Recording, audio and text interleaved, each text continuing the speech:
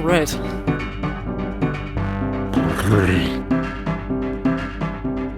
Hello and welcome to the Hackaday podcast. I'm Elliot Williams. And I'm Kristina Panos. This is episode 233. This week we'll be talking Chandrayaan on the moon, Cyberdecks, and how American hackerspaces were born at a German computer camp. This week in the news, actually as we record this on Wednesday night, it just happened. India successfully landed the Chandrayaan 3 lander on the moon. And I actually got to watch it live. It was really cool. It was up on YouTube. They had named the live stream channel Soft Landing, which I thought was a little bit ballsy, given that it had not yet soft landed. Isn't that just what they're like calling the maneuver though? Yeah, I think you're right. It was the event itself was called the soft landing, right? So yeah, that totally makes sense. I didn't mean to spoil your funny haha.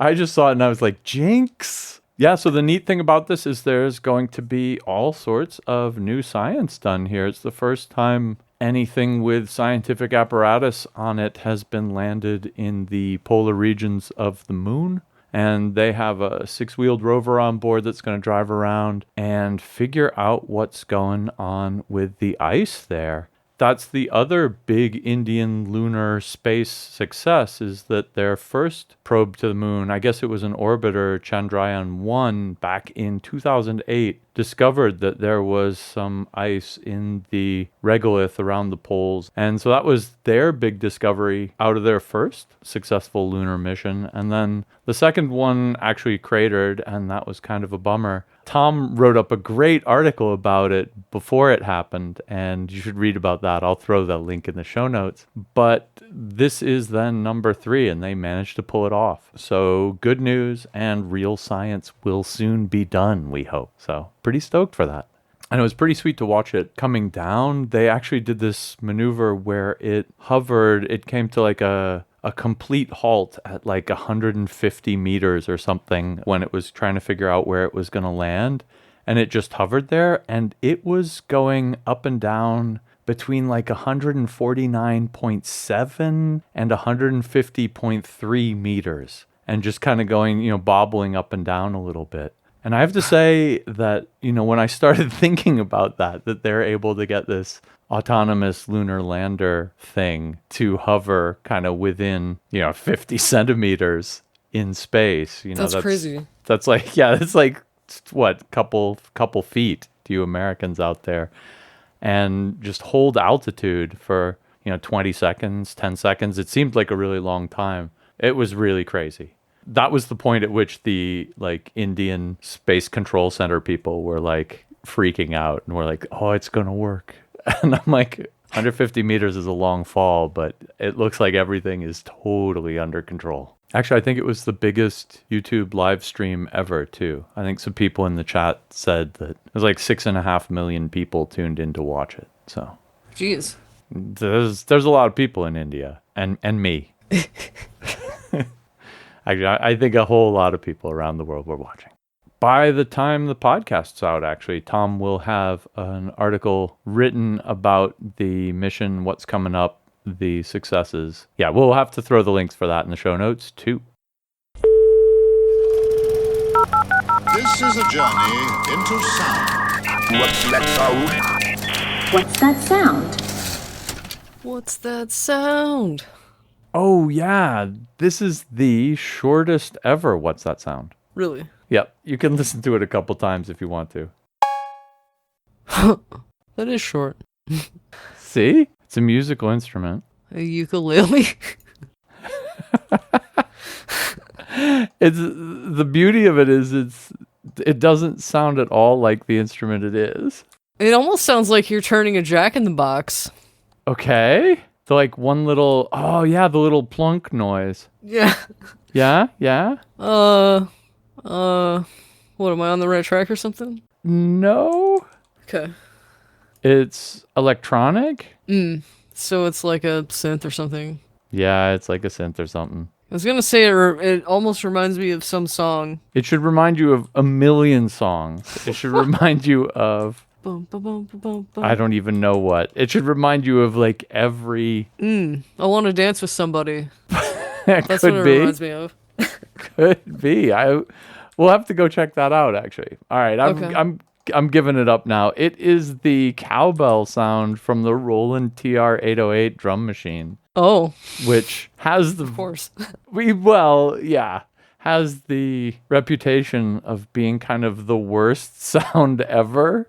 Like, because it really doesn't particularly sound like a cowbell. That But doesn't make it the worst sound ever, though. It It's doesn't. a and good sound on its own. Exactly, and that's exactly it. And the 808 is a now legendary drum machine. Like all of the early techno, all of the early Detroit music was 808, rap was 808. It's everywhere, and I wouldn't be surprised if it's also on I Want to Dance with Somebody.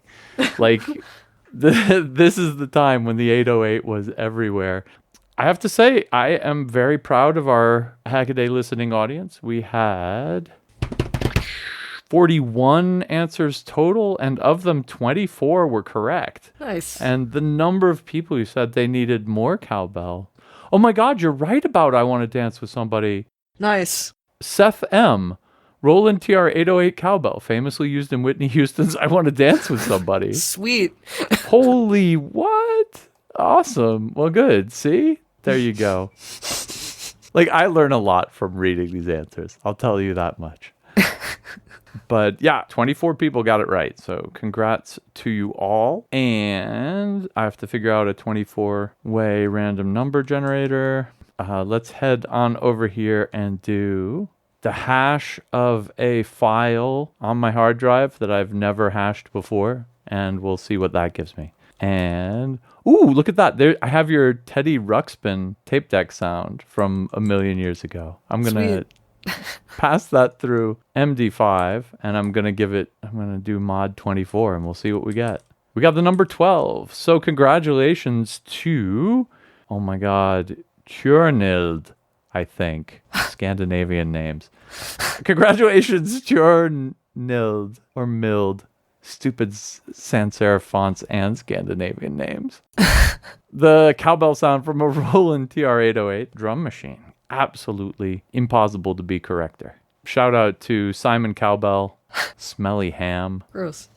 Yeah, right? The digital Bruce Dickinson, Paul Sampson. Like Bond, James Bond? I think so. I've Got a Fever. Digital Trousers. Man, good names this week. Algo Fugel. I have a feeling some of these are people's real names, and I'm going to... Oh, dear. So I will get a t-shirt out to you. Everyone else out there, listen in next week, and we will have a new sound for you and a new chance. And last week I was off at Chaos Computer Camp, and my wife asked me, would any Americans know about Chaos Computer Camp? And I'm like, I don't really know. And she's like, would American hackers know about it? Because normal German people certainly don't. And she said, would American hackers know about it? And I'm like, maybe, maybe not. But they absolutely should. And that inspired me to go and collect a couple interviews and tell you all the story of the kind of plot to create a national network of hackerspaces in America. And actually, it succeeded. So this is kind of the plan to hatch the second wave American hackerspaces took place at Chaos Communications Camp back in 2007. And I got some interviews with the people who were involved in that scene. So that'll be the second half of the program. And so to make space for the interview, but also get a whole bunch of hacks out to y'all, we will have lightning hacks this week. And I'll start off with 3D printing with clay, thanks to Custom Extruder, is a great design by David's Fire. It's a 3D printed clay extruder, and it has a tube that comes in. It's pressurized by air, and that pushes the clay slurry into it. Inside the head itself, it's got an auger that then extrudes it with control, and it's got a little gas outlet to let the bubbles that invariably get in along the way out. And if looking at the prints he's able to get out of this are anything to go by, it is supremely successful. And the coolest thing is, of course, that the print head itself is 3D printable with your regular plastic 3D printer. So you print this out, take off your normal print head, and boom, you are printing in clay. Now you're printing in clay. Exactly. My first quick hack is Cyberdeck Contest 2023. Cyberdeck Red is ready for action. This comes to us from Gabriel. This is version 2 of Gabriel's Cyberdeck that won second prize in 2022's Cyberdeck Contest. It definitely looks battle ready and is serious business. But now there's a new case, and to my liking, there's a new split keyboard. But also, Gabriel replaced the Raspberry Pi 4 with a Latte Panda 3 Delta running Windows. Fortunately, the deck still has all the diagnostic gear that graced version 1. That would be an SDR and an Analog Discovery 2, which has a multitude of tools, including an oscilloscope, a signal generator, a spectrum analyzer, and an impedance tester. Good luck to you in the contest, Gabriel. Damn, that's a sexy Cyberdeck. And yeah, we're working on judging as we speak. We'll have the results out to you early next week. Next up from me, A Mainframe Computer for the Modern Age by Phil. This is a series of many videos about his homemade computer Plasma. And what I really liked about this is that it's got a like flippy, switchy, blinky, lighty simulated front panel for like you would find on appropriate ancient computers. And inside, of course, is simulated ancient computer, and he has a few of them to choose from. All of them simulate kind of different educational microcode computer designs, and so they all have different assembly languages, and so you can key these in by flipping the switches, watch it all go, and then you can switch among these kind of different computer architectures. He builds the thing out so that it's also got a real keyboard and other peripherals. This is basically an exploration of building up an old computer, although it doesn't actually replicate any of them, and this front panel is just stunningly beautiful. Achtung, Touristen and non-technician looking peepers. I'm sorry, did you just say looking peepers? I did say looking You peepers. did say let's right there in the spreadsheet. There was this old school, my dad actually had one on one of the PDP-8s in his lab. It was an old school fake German like warning sign about the computer. And it basically says, it ends with like, sit back and watch the blinking lights, which I think is fantastic. I'll have to find that and put that into the show notes. Looking peepers. Do you think Whitney needs to be in the show notes? With somebody who loves her. My next hack is Andre Erday's 3D printed woven coasters save tabletops in style. Now, for these beautiful things, Andre took inspiration, obviously, from basket weaving and paper weaving. But what we probably didn't know is that it's called, well, this particular method is called the stake and strand technique, which takes stiff stakes and combines them with flexible strands.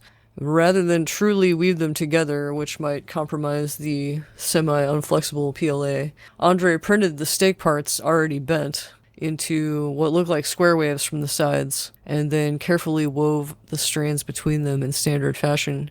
And in order to sort of wrap up the project, Andre created a coaster holder as well, which he believes will commercialize. And I believe that's true, too. His coasters usually come with a coaster holder of some kind.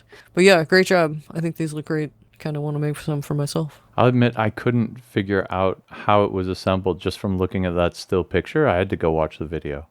Yeah, me too. It looks like you need a couple of hands to do it. a couple of extra hands. All right, my next hack is Tiny Spheres Hiding in Your Display, a video from Breaking Taps. And this is a super introduction to anisotropic conductive film, which is the super thin kind of sticky tape that conducts electricity in the vertical direction, but not in like X or Y. Z-tape. I don't know why he didn't call it Z-tape in the video. Maybe it's a brand name? I think it is.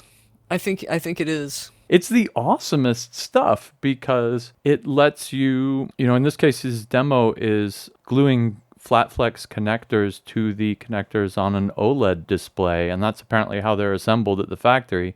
because you couldn't solder it, right? Everything's too twitchy and too fragile there, and you'd break things. Basically, it's a super thin film that is just littered with a bunch of little metallized plastic spheres. And when you glue two things together, you actually kind of crush the little spheres together and push them up against the top of the surface and the bottom and make a like physical metal connection between them.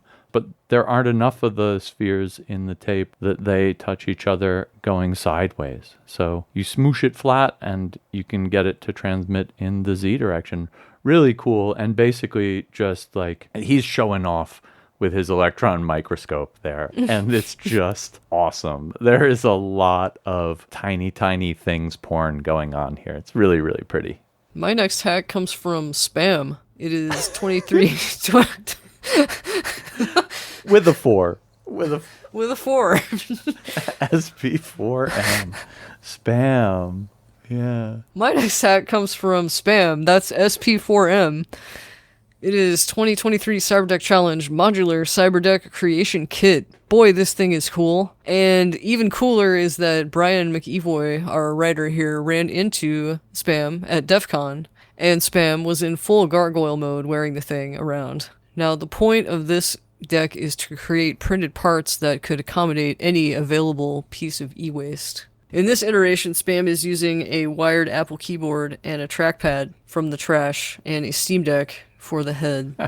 The way it's done, it should be able to use any almost any USB-C tablet without any trouble. I won't say any, because I don't know. We saw some of these last time around that were like kind of rails to put your own modular cyberdecky parts together with. And this is another one of those, and I love it. My next hack comes from Leandro. Where did your PCB go wrong? Kiri knows. And if you use KiCad to do your PCB design, you may have figured out that it's particularly easy to use in combination with like Git or some kind of version control. And that is basically what Kiri is doing here. It checks out every version of your PCB, either the like rendered PCB part or the schematic from KiCad, renders them out into an SVG, and then kind of overlays them all on top of each other so that you can easily visually see the difference between them. It does this kind of onion skinning technique where things that are same between the two Git commits are kind of grayed out, and then things that are added are blue and things that are removed are red. And so it's actually really easy to just kind of visually see what's going on. And so if you're saying to yourself, why doesn't this bit work? You can actually kind of just scroll back through your revision history and find out where you screwed it up. It's a really, really cool tool. And as long as you're already using Git to manage your KiCad PCB designs, you could use Kiri right now. 2023 Hackaday Prize, a reusable plant monitor. From a different contest, we have a plant monitor with a removable probe, which solves the rust problem by making the probe essentially disposable. I think that's a great idea. I've never used one of these. I think they're interesting. I have quite a few plants myself, and I don't water them as often as I should. I think the 11-day battery life here is pretty impressive. That's about how often I remember to water my plants. So that would be ideal for me. It also has pads for taking the soil temperature, which are extra. They're not mandatory. But you can add a solar panel to it it's not like you have to throw the whole thing away after 11 days. You can add a solar panel to it and it's fine. Oh, good. All right, coming up next, measuring Planck's constant again. This is a collection of 4 different ways to estimate Planck's constant coming from Stoppi and co. This is fun because I guess 4 years ago now, Stoppi tried to measure Planck's constant by using LEDs and has since improved on it, and that's all documented here. The physics behind this is Planck's constant is kind of the proportionality between the energy in a photon of light and the frequency of that light. So higher frequency light has more energy. Blue light has more energy in it than red light. Anyway, good empirical physics, all of it done with rigs that cost like less than $10. Go give the blog a read if you are interested in kind of fundamental physics in your living room. For my last hack, I chose Josh's 2323 Cyberdeck contest, a toddler's Cyberdeck. Now, I would have loved to have one of these, and in fact, I would still like to have one. But Josh has a toddler, and any self-respecting toddler needs a Cyberdeck, I say. But this one is essentially a bunch of switches and knobs and LEDs that light up delightfully. But it looks the part. It has inputs and outputs, so why not? It also has an LCD for extra attention from the toddler.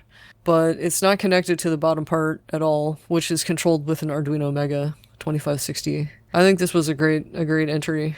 It's out there. It's like the Cyberdeck busy box. And that's just hilarious. Yes.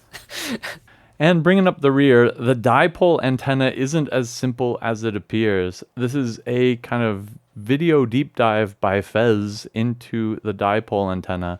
And honestly, the dipole antenna is really simple. But here in this video, he demonstrates that, for instance, if you use thicker wires, it changes how long they need to be and their bandwidth and so on. It's an interesting look into what I do think is kind of the best antenna in terms of the ratio of how hard it is to make versus how much it gets you. If you're feeling engineering, and Fez always is, you can try to figure this all out ahead of time. Or you can just make the thing a little bit long and cut it till it does what you want it to do. In early 2007 in the States, there were probably a number of hackerspaces that you could count on one hand. By the end of 2007, there were at least twice that many, and then in the next year, the number went up to about 50, and then shortly after 100, and then 200.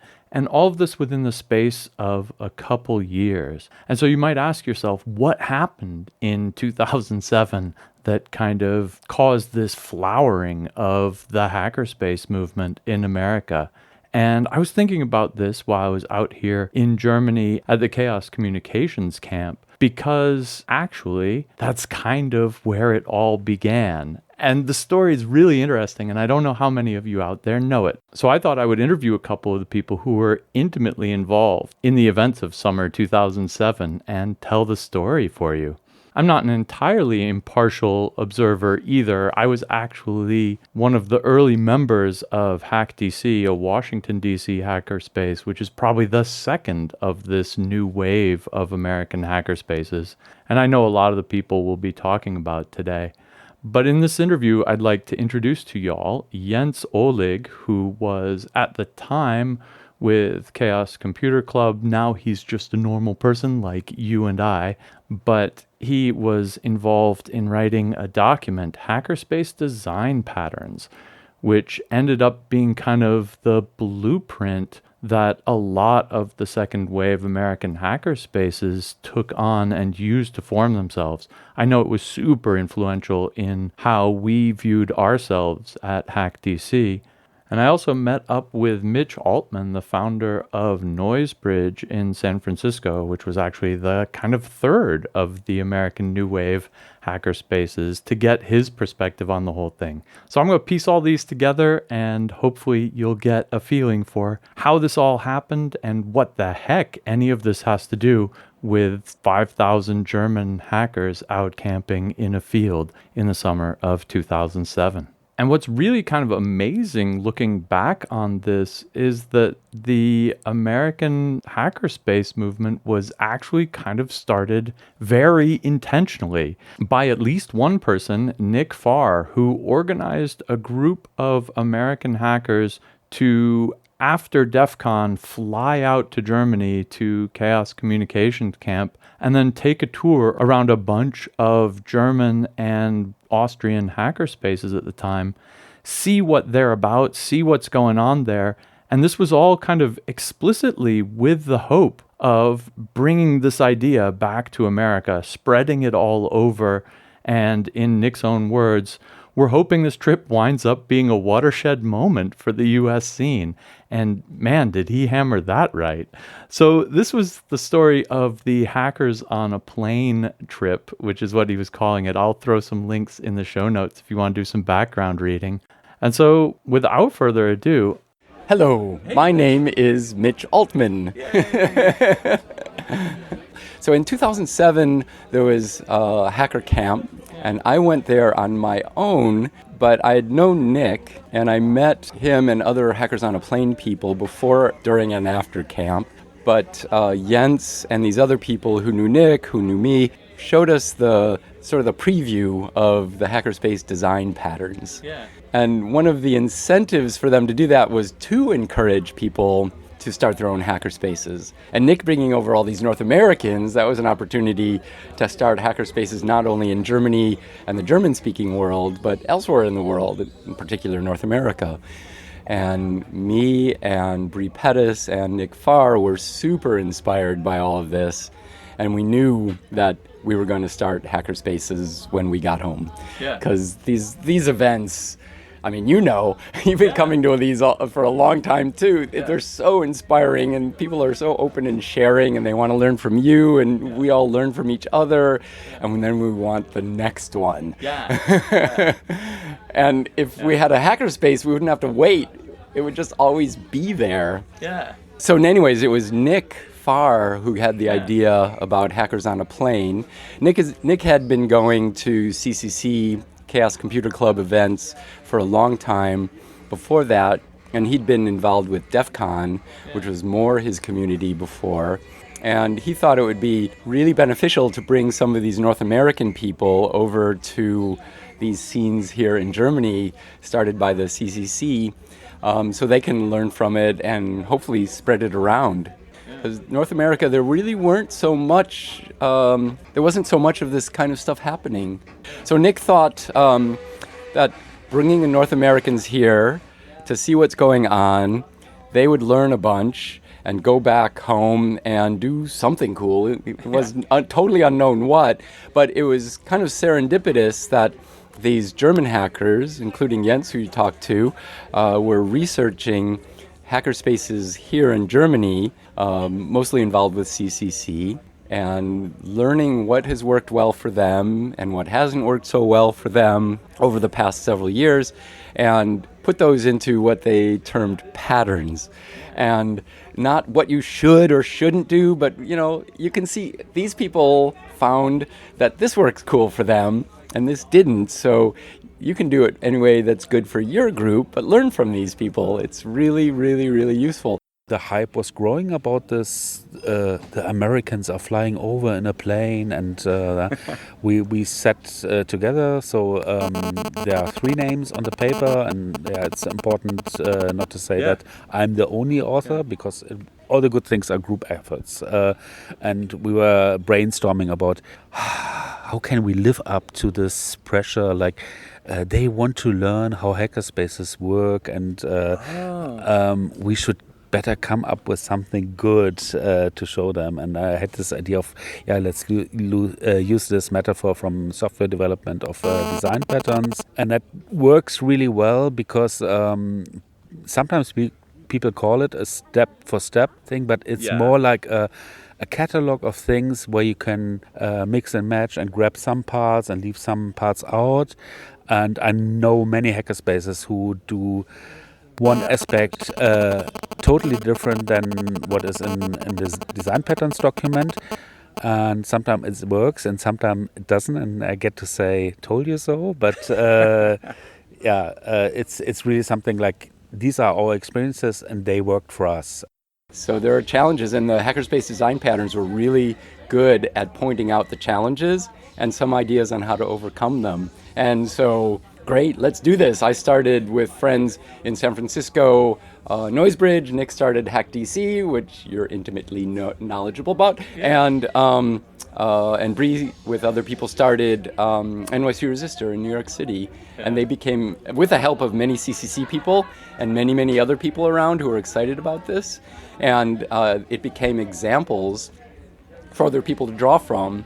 And we were in the spotlight because people found out, and it's like, how is this going to work? Will it work? And it's going to explode. This can't work, whatever. And it worked. It did work, yeah. And so people were inspired to start more, and we helped them, and CCC people helped them, and we continue to do that to this day. Yeah. We learn from each other. And I started going all over the world, teaching people to solder and whatever. Like people would invite me to give a talk about TV Gone or whatever. And maybe they paid for my plane flight or maybe a little extra money. And it's like, shit, I'm in this place. I can do stuff at Hackerspaces and I don't need money from them. I'll just do a workshop and then it'll draw people to them. New people find out about Hackerspaces or this particular Hackerspace. I can share with them if they have any problems they want to share with me. Learn from what's worked for them. I can share with them what's worked for Noisebridge and what's worked for other Hackerspaces. And we continue to do stuff like this. And there's so many people now. Yeah. And for a long time doing that in their own way.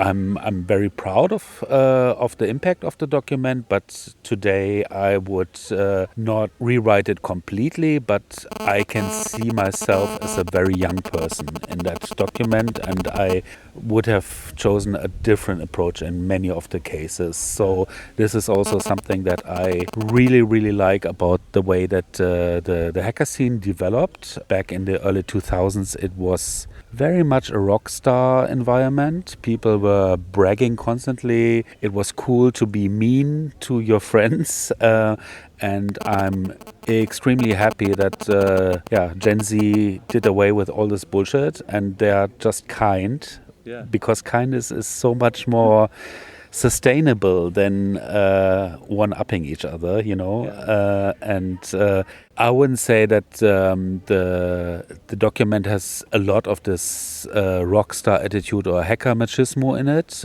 because I think that was never my style.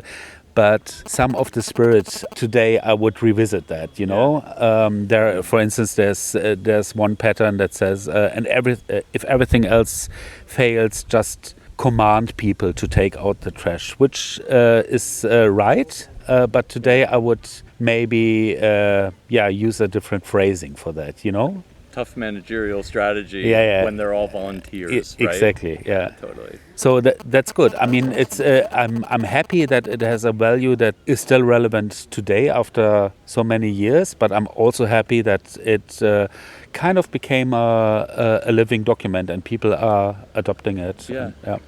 Oh yeah, the inflection point. So just the serendipity of all these things coming together, hackerspace design patterns being formulated at the time that Nick had the idea of bringing these North Americans over who would be inspired not only by camp, but as it turns out by the hackerspace design patterns, and bringing that to North America. And the three people involved, me and Nick and Bree, all knew a lot of people by that point who could get the word out. And when we said, hey, we're going to start a hackerspace, people heard and many people were excited, and it was only because of all these people coming together who resonated with this idea that things took off. It was a point in history that people were ready for that as well. And then luckily also, in a weird way, a year later, the 2008 economic crisis happened. And all of these amazingly talented people, creative people, and also friendly, as it turns out, had a lot of time because they were out of jobs. And they had money because they had tech work and whatever. So now they had time and money. They could pour their hearts and souls into all these hackerspaces that were forming. And that was, I think, essential for this to take off. So those three things put together really made it that exponential curve go skywards. Yeah. There was the loft in Boston, which was way before, and the new wave of American hacker scenes goes back to that one event where people decided to travel to a camp in Germany together. And how many hackerspaces were there in Germany at the time? I don't have a good idea, and to be honest, many of them didn't see themselves as hackerspaces, and it needed that push to even get the word out for us internally to describe what we are doing. You know, before that we also didn't have a word. I don't think Loft ever called themselves a hackerspace. Not that word. I mean, they're kind of the prototype hackerspace. And the Walnut Factory. Hacker Halfway House. Hacker Halfway House. There was Yeah. some stuff happening in San Francisco, but yeah, the term hackerspace, I think, is a German creation, I but wonder. I don't know the origin, the story of that. Yeah, I think we're gonna have to tease that out somewhere, because I think they were already hackerspaces by the time Jens and all were writing about it. And There was a space in Milwaukee, and I don't think they exist anymore. It was a really cool space. They had a huge warehouse. Milwaukee, totally post-industrial, falling apart, depressed economy. Of course, they're gentrified now too. But yeah, they had a huge warehouse, and they did all these activities and stuff for kids, and so they called themselves a hackerspace, and they were around from before HackDC, NYC Resistor, and NoiseBridge, before Hackers on a Plane. And there were a couple other spaces too. They weren't part of the international scene. They were doing all this cool stuff on their own. Yeah. But when the scene started opening up, they instantly became part of it once they heard about it, and were really helpful and, going around spreading the joy as well. Yeah, I mean, it's always a question how you define a hackerspace. So basically everything that is community owned that has a workshop, you could probably say that's a hackerspace. And of course, stuff like that existed in the US before that. There were many inspirations that are culturally American, which the movement today couldn't live without. For instance, there was this thing after World War II when many people came back with some technical training, and the whole thing about building your own radio devices and stuff like that came out of that. So that was, I would say, one of the first waves of do-it-yourself. There was, of course, the early computer builders, homebrew computer club stuff. I only know from history books, and there was the counterculture, the whole hippie thing. Let's organize something communal and also that. But there are some things that are culturally European or even culturally German that are some of the Lego pieces in this hackerspace movement. And the way I was told the story is, the word hacker is something that the Germans got from the American scene, right? There was no word for that in German before. They came first, actually. But the way that 2600 organized back then was, let's meet at a mall, or there were conferences, and that was basically the only point where the community could gather. Whereas, as you said, the German Vereinskultur is very strong. I see that also in other cases, like Wikipedia. It's remarkable that the German Wikipedia is the second biggest after the English Wikipedia, but German is nowhere near the second largest language in the world, So apart from Germans just liking to be right on the internet, I think there's at the core there's this culture of having a Verein, a non-profit organization, is really strong. I think if you ask around among the Germans, almost everyone is at least member of one thing. Maybe it's just the local sports club, but usually 2-3 memberships. That's normal, and that level of volunteer organization is super rare in other countries. And as far as I understand, in the US, the only thing where you can have that is maybe churches. And that's bowling leagues, churches. That's it. Yeah. But it's not like, we want to do something together, and then the legal framework we hear provides a really ready-made answer for that. Let's get 7 people together and form one of these associations. So I heard that NYC Resistor just recently became a non-profit. Before that, it was just easier to set up an LLC. That's a cultural thing. Yeah. If it's easier to set up an LLC than a non-profit organization, then of course something is missing, right? Yeah. Did you go around to any of the German hackerspaces while you were here? Yeah, very much. So that's another thing that Nick organized that was super, super helpful. Yeah. The Hackers on a Plane people, and I joined them for this, went around and we visited, I don't remember how many hackerspaces, like maybe 20 or something. Holy cow. Including Meta Lab Yeah. in Vienna. And that and Seabase, which at the time was like super active and just flying high, and all these crazy, wonderful things were coming out of it. It's sort of an institution now and not as active, but it's a wonderful community space with lots of events happening there. The existence of Seabase is out of pure luck.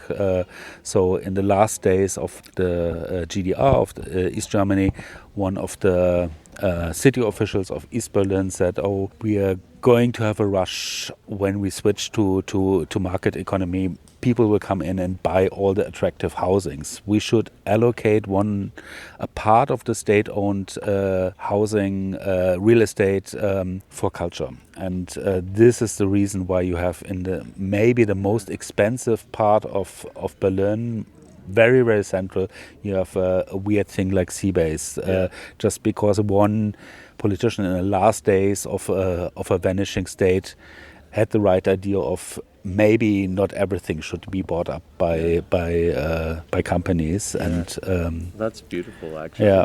San Francisco, as Nick used to point out all the time when talking about hackerspaces, every community has things that make it easy for them, assets, and things that are very challenging for them, the detriments. In San Francisco, there are so many people who have money and no time.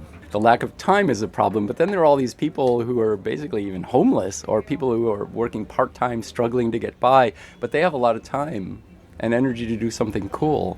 And the combination of all that means people could come there, and we never at Noisebridge had a problem making rent. And I was the first treasurer, and I trained people very well to freak the hell out if we dipped below 3 months of expenses in the bank. And that worked, and that's still working. Yeah, good. But I think that's right, though, that a hackerspace is kind of essentially got this tension between the necessary bureaucracy, like you need to get insurance, you need to pay the rent, and then the kind of, DIY, quasi-anarchist, hippie, whatever punk, whatever you want to call it, side, where it's just like, get people in doing cool stuff, don't worry about qualifications, just get her done. And I do think you need both of those. Yeah, and if you have role models for both of these things in your society, then it makes it easy to talk about things, and it makes it easy to develop the concept. Maybe that what was a reason why things like that didn't come so easy in the US, because both of these elements are there, but not as distinctive as they were in Germany at that time because of historical luck, I would say. Yeah, I was talking to a guy who was running an Italian hackerspace, and he said that during the pandemic they just had nobody was going at all, and then they got back a few months ago back into the building, and everything was still there, right? All the laser cutters, everything, the coffee cups still in the building, and then, but it's like Chernobyl or something. It's like they come back to a snapshot of the hackerspace from 3 years ago, and how you reboot that, I don't know. Hackerspaces all over the place have been doing that, and I don't know if it's necessarily something to figure out. It's not like you go back and it just start like there was a timeout, and you just start from where you left off, because a lot of people drifted away and their lives have changed. But there are new people willing to come. The pandemic, in a lot of ways, oddly, was good for Exhain, the hackerspace I've been most involved with in Berlin, where I lived since basically 2017. Berlin is a place where community is just always happening, and it's alive and wonderful and magical, like San Francisco very, very much used to be. Lockdowns and whatever were never very harsh in Berlin compared to everywhere else. And in the summer of 2021, things were kind of opening up a bit. And so we started having our open Mondays outside on the sidewalk. And there was not much else going on, and people were hungry to come together and do cool things together. especially geeky people who are all introverted geeks, and but the few of us who are extroverts as well, which does not include me, were really hurting for coming together with other people. So that was kind of the only thing happening. So that attracted a lot more people who told more people who attracted more people. It took Noisebridge a year of meeting every Tuesday. That's a design pattern.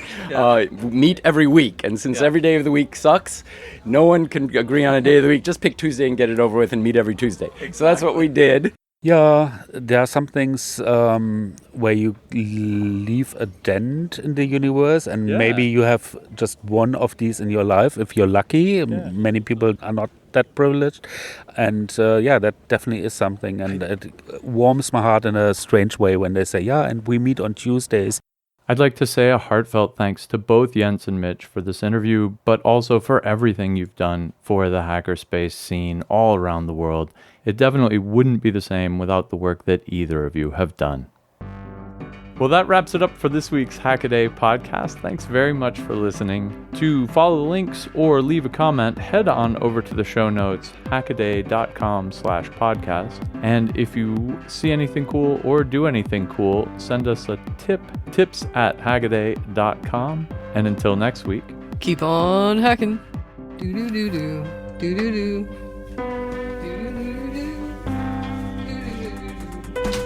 I am done screwing with things. use the blah, blah, blah.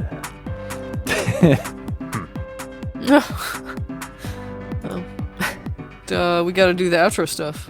We gotta do the outro stuff.